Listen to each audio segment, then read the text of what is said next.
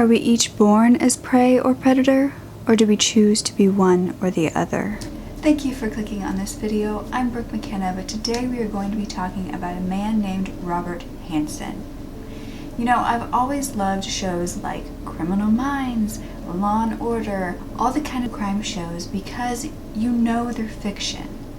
But what if I told you that the real stories that these shows are inspired by are much more chilling? By the way, I'm doing Suspect Summer all summer long if you didn't know, so I'd love your support by subscribing, thumbsing up, or leaving a nice comment down below. And let's get back to the story. Horrific things were happening far before anybody knew about them, but on June 13th of 1983, a truck driver named Robert Yount was driving down 6th Avenue in Anchorage, Nebraska, when he saw a young lady running down the side of the street. She began flagging him down, and he pulled over to see that she was barefoot and handcuffed. He immediately stopped and picked her up and drove her to the Mush Inn hotel that was nearby. As soon as they got there, she opened the door and she ran inside. This is when the truck driver went on his way back to work and called the police while he was driving. This woman inside the hotel asked the receptionist to call her boyfriend who was staying at the Big Timber Hotel. Even the receptionist was terrified by her. She looked disheveled and just very strange, and she wasn't really saying much other than to call her boyfriend. But when the Anchorage Police Department got to this hotel because the truck driver had called them, she was no longer there. The receptionist said that she had actually went and left a while ago, told them who she was trying to call on the phone, and that she was possibly going to the Big Timber. The police quickly headed over and went and found her in room 110 at the Big Timber. She was still handcuffed and barefoot, and she was alone. She told them that her name was Cindy Paulson, and when they asked her what happened and she began to tell them, they took her down to the police headquarters to get more information. Not because she was crazy, but she had just escaped from a very crazy man. She had gotten in the car with this man after agreeing to perform sexual acts for $200. Once she got in the car, the man immediately changed his demeanor from nice and kind to evil. He pulled a gun out on her and drove her out of town as his captive. She thinks that they went to his home. It was like a blue-green ranch-style house, and when they got inside, he raped her, tortured her, and then chained her to a nearby post while he napped on the couch in the basement. Once he woke up, things got even scarier. He took her out of the house and into his car. He handcuffed her hands in front of her body and told her to crouch in the back seat. On the way, he told her that he was going to take her to his cabin in the Alaskan wilderness. And once he stopped the car, Cindy looked outside to see what looked like a private plane. Her captor then got out, leaving Cindy in the car alone and handcuffed while he got the plane ready for takeoff. Cindy watched as this man turned his back to load things into the airplane's cockpit, and when he did, she took her one and possibly only chance to get out. She dove onto the front seat of the car, out the driver's side, and started running, barefoot now, because she had left her blue sneakers in the backseat of his car to prove that she had been there. Once her captor realized she was running, he began to panic and chase after her, but luckily she got onto the 6th Avenue highway, ran into the truck driver before he could get to her. The police right away knew there was hope finding this man because Cindy had seen his face. She hadn't been blindfolded.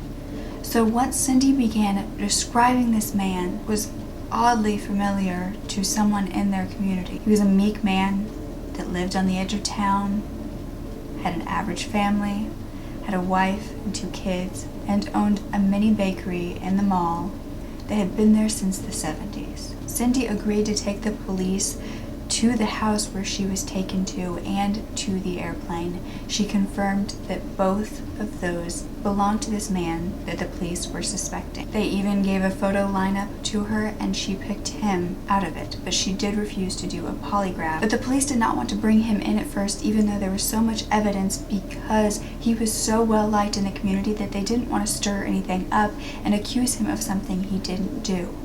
So they waited an awful long time building up as much evidence as they could.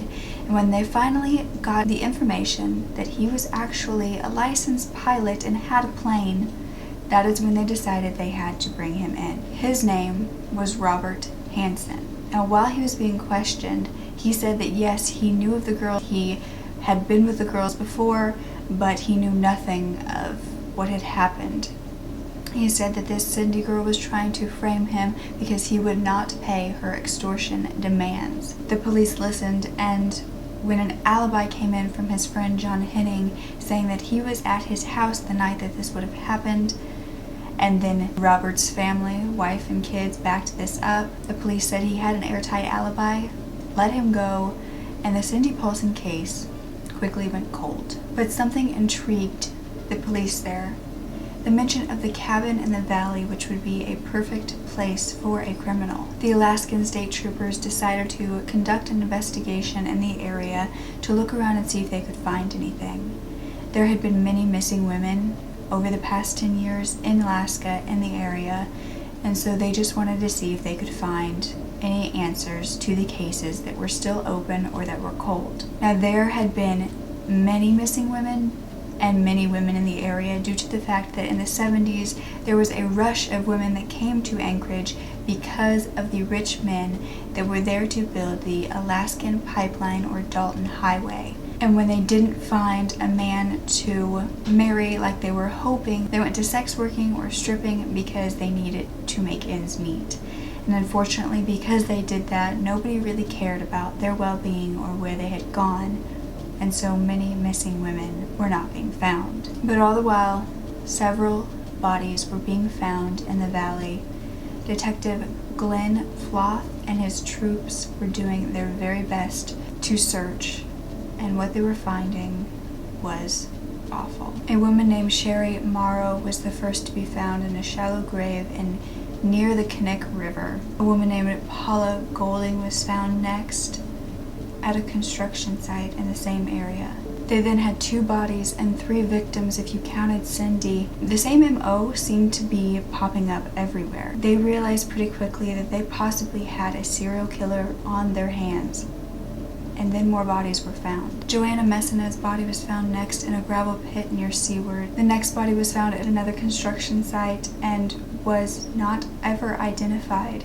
It was found on Eklutna Road and is now being dubbed the Eklutna Annie Jane Doe. That is when Detective Floth contacted the FBI to help him come up with a profile that could possibly fit this serial killer to catch them. They wanted to do this based on the injuries to the body, how they were found, the MO, and to try to put together to find this person before they did it again. Special Agent Roy Hazelwood actually came up with several ideas as to what this serial killer would be like.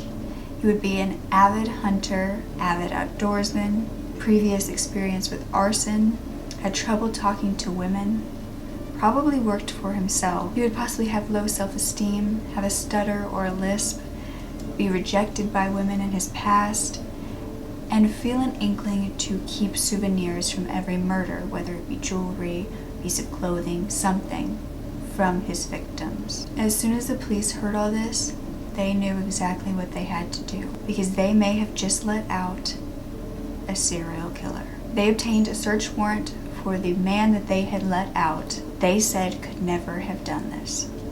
Say it with me.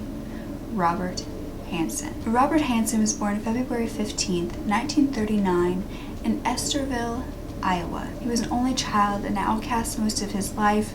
He was bullied very badly in school for having terrible acne and a really bad stutter. He was really shy. He was the son of a Danish immigrant that was a baker himself, actually. But they had a very dysfunctional family and didn't really seemed to be that close. So that is when Robert started hunting as an escape and got really good at it. In fact, adult Robert, when he was in Alaska, got many hunting records. And Robert Hansen also had a cabin in the valley. After searches of Robert's planes, homes, and cars on October 27th of 1983, evidence was found linking him to these murders. They found jewelry of these women. They found an array of firearms hidden in a hideaway in his attic. And they also found a map behind his headboard with X's all over the area, the same area where his cabin was. He was brought into the station and confronted with all of the evidence against him, and at first he denied it all. But 12 hours later, he finally started to crumble. He began to blame the victims to justify what he had done, and eventually he confessed to a spree of attacks that started 12 years prior in 1971. Robert Hansen then went into detail about what he did with these women when he got them to his cabin. He would release them, give them a sense of hope. He would then watch them as they ran and screamed and realized there was really nowhere to go. He would take his gun and he would begin to hunt them down like prey until he found them. It was all a game in his eyes. He would take a hunting knife and a Ruger Mini 14 semi-automatic rifle, and he would hunt them down for hours, sometimes even days, just until he was done with his little game. Once he did that, he would go to his map and he would mark an X in the spot where they died, their burial ground. There was 37 X's in total, but 17 were all Robert ever talked about. He acknowledged 14 of those 17, he denied 3, and he admitted murder of 4. He said that he had raped as many as 30 women, and their ages ranged from 16 to 41.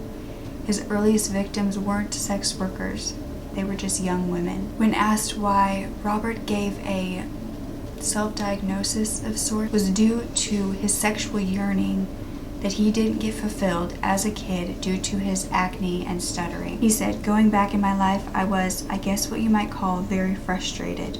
I would see my friends and so forth going out on dates and so forth, and had a tremendous desire to do the same thing. From the scars and so forth on my face, you can probably see why girls wouldn't want to get close to me. During my junior high and high school days, I could not control my speech at all. I was always so embarrassed and upset with it from people making fun of me that I hated the word school." And right after high school is where all of this horrible behavior began. On December 7th of 1960, after he had served a year in the military, he came back to his small town in Iowa and he burnt down the school bus garage that he had went to. He ended up getting 20 months out of 3 years in the Onamozia State Penitentiary. While he was in there, a therapist described him to have an infantile personality because of his childlike hysteria, his volatile emotions, and his clingy fixations. He had actually gotten married previous to going to jail for setting the barn on fire, and she divorced him while he was inside. Once he got out, he got married again and was arrested several other times for petty theft. In 1967, 4 years after they got married, they and their 2 kids moved to Anchorage, Alaska to get away from everything. A year later, while in Anchorage, he stole a chainsaw and was prescribed bipolar medication while in jail. But a year later, when he was released, he was not taking that medication, and it was not mandatory. In January of 1981, 3 years later, he was arrested for attempted rape at gunpoint. He pleaded no contest to that. Then after that, he became a baker and a great family man and was liked by everyone in the community, apparently not knowing of his past. And then he began to have animal trophies for his hunts, which everybody liked him for as well because he was a great hunter. So when he bought a Piper Club airplane, everyone thought it was for hunting and didn't question it at all. It was for hunting, but not animals. Robert would often go to strip clubs on 4th Avenue to pick up these women because he liked when they had to ask him for it. He would like to do anything that would make him feel inferior to these women. He said she had to come out and say we could do it but it's going to cost you some money then she was no longer, I guess, what you might call a decent girl. Some of these women who actually got away said that he looked nice and dorky until you got into the car and everything changed. He would get them in the car, then take them to his cabin, and if they were good after assaulting them and they convinced him that they would not go to the police, sometimes he would let them go. If they didn't do exactly what he asked, then he would hunt them down. All the while, his family and his neighbors thought that he was just the friendly neighborhood baker. Now, he admitted to the murders of Eklutna Annie, Joanna Mason, Sherry Morrow, and those 3 bodies were found. He also admitted to Andrea Fish Altry, whose body was never found. Paula Golding, that I talked about before, who was the 4th one found in the beginning of the case, wasn't admitted to, but was acknowledged by him. Although he didn't want to admit to their murders, he did help the police find more bodies. On April 24th, they found Sue Luna, who was 23, Malaya Larson, who was 28. On April 25th, they found DeLynn Fry and another Jane Doe, Horseshoe Harriet.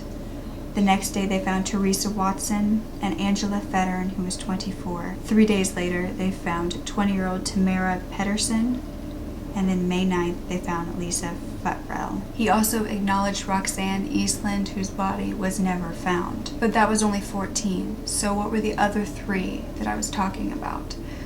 Well, these 3 were suspected because of the X's on the maps and the fact that they were missing, but it was never confirmed. They were Cecilia Beth Van Zanten, who was 17, Megan Emmerich, who was 17, and Mary Till. They all went missing around the same time, but their bodies were never found, and he never admitted to them. Now, this case is so confusing and so manipulative, you can tell by Robert, because he wanted it to be confusing. He wanted to say, I acknowledge these people, but I don't admit it. I admit these people, but their bodies were never found.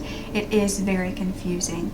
And the X's on the map kind of make me wonder if they really are all there. I wonder if it was just another manipulation tactic. Now, although he admitted to Sherry, Eklutna, Joanna, and Andrea, since Andrea's body was never found, they instead charged him with the 3 that I just said, and Paula Golding, whose body was found. He was charged with assault, kidnapping, and multiple weapon charges of these women. He was also charged with the kidnapping and rape of Cindy Paulson, whose case was finally going to be solved. He was also charged with insurance fraud, which came from the fact that before he opened his bakery, he actually claimed that some of the trophies that I told you about that he had from animals were stolen, and so he got $13,000 for them because he said that they were stolen. These showed up later in his backyard, but he never told anyone about that, and that is the money that he opened his bakery with. His bail was at $500,000 while waiting for trial. And his alibi completely crumbled when John Henning, his friend, came forward and said that that alibi was a complete lie. He was never at his house that night. In 1984, he pled guilty of the 4 murders in a plea bargain. At this point, the ballistic test showed that the shell casings found at the scene and the ones from Robert's rifle were a match. This plea bargain stated if he pled guilty and showed where the bodies were, that he would serve in federal prison and nothing would be leaked into the press. Now, like I told you before, not all of the bodies were found, unfortunately. The ones who were found in South Central Alaska. And the 3 X's that he denied, wanted nothing to do with, were all on the map in the Resurrection Bay near Seward, all kind of clumped together, but he denied any involvement in those 3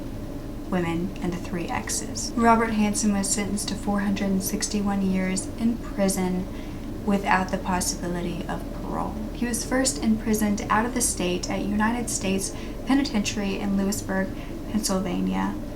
But then 4 years later, he was transferred back to Alaska at Lemon Creek and then to Spring Creek, and he was actually one of the first inmates at Spring Creek. In May of 2014, at 75 years old, Robert Hansen was taken to the Anchorage Correctional Complex due to health issues. And on August 21st of that year, he died there. Detective Flouth, who worked the case the whole time, said the world is better without him. The bodies of the 12 women who were actually found were exhumed and sent to their families so they could have a proper burial. But the other 5 families may never get that closure. And the poor 2 Jane Does never even got their real name, and I'll put their pictures on screen. Please share them with anybody. Eglutna Annie and Harriet, Horseshoe Harriet. They deserve to at least have a real name. All of these women experienced horrible, inhumane deaths. And I'm so glad that this guy was finally caught, but there has to be a way to predict this, to know that these certain people are going to do this. We know we can say what happens in serial killers' past to make them like this, so why can't we prevent it?